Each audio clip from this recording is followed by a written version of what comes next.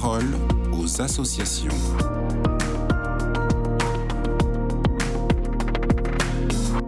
Philippe Desmoulins-Lebeau, vous êtes référent du département consommation des associations familiales catholiques.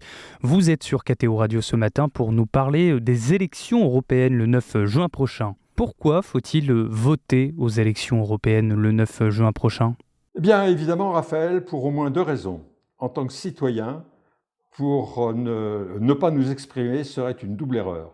D'abord, ne pas participer à la seule élection démocratique dans les institutions européennes.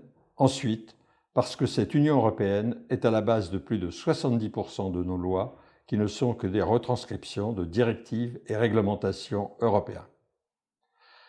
De plus, en tant que consommateur, et particulièrement guidé par les AFC, leurs services de consommation, nous sommes tous concernés par toutes les normes et contraintes que nous impose l'Union européenne. Mais au fond, quel est le rôle exact du Parlement européen ? Bonne question, Raphaël. Ce Parlement vote avec l'autre co-législateur qu'est le Conseil de l'Union européenne.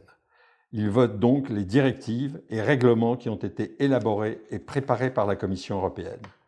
Mais c'est aussi lui, et c'est très important, qui élira le ou la prochaine présidente de la Commission européenne et en validera chacun des commissaires. Il est organisé en 7 groupes, ce Parlement, 7 groupes politiques européens, dans lesquels siégeront les députés que nous allons élire.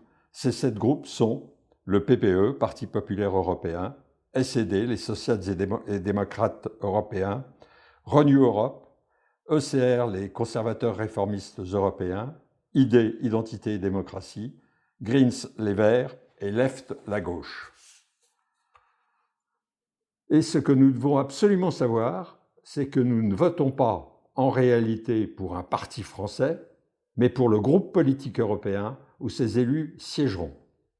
En votant LR, nous votons PPE, en votant Renaissance, nous votons Renew Europe, en votant RN, nous votons ID, Identité et démocratie, en votant Reconquête, nous votons ECR, c'est-à-dire conservateurs réformistes européens, en votant PS, SED, socialistes et démocrates européens, Europe Écologie Les Verts, Greens, et LFI, Left, la gauche européenne.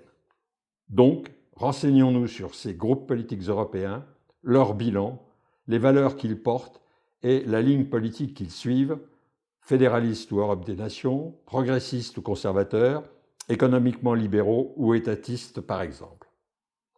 Enfin, dernier point, ces élections le 9 juin pour la France ne comportent qu'un seul tour, sont à la proportionnelle intégrale. Toute liste qui réunira 5% des votes aura des députés, en gros 1 par 1% de voix.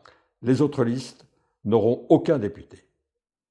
Vous aurez l'occasion de voir une visioconférence tout à fait intéressante de la Confédération nationale des AFC le 30 mai prochain sur ces élections européennes.